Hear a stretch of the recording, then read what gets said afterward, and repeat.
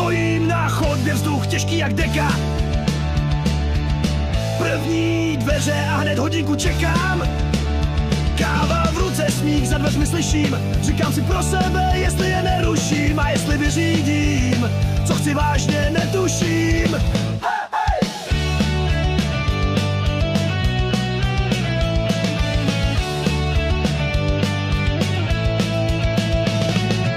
Na schodech fronta plouží se líně, čas jako by stál a přitom plyne, čekáně někdo spí.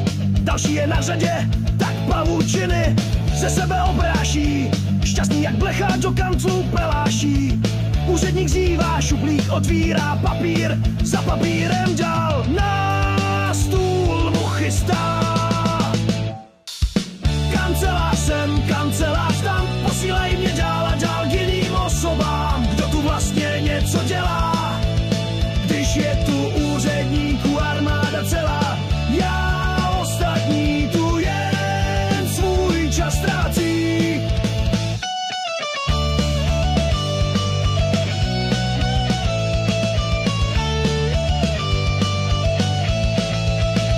V jedné místnosti voní vodka s kafem, v druhé je prázdno, asi šli na bazén. Z další slyším jen moment prosím, směj se tam jak na zábavě, zatímco já tu stojím a čekám trapně. Peněz mají dost, ale snaha žádná, stát to všem platí, tak proč něco dělat? Já tu stojím ztracený bez zmatku, papíry mě dusí, já nikam se nehnu, dokud nevyřeším to.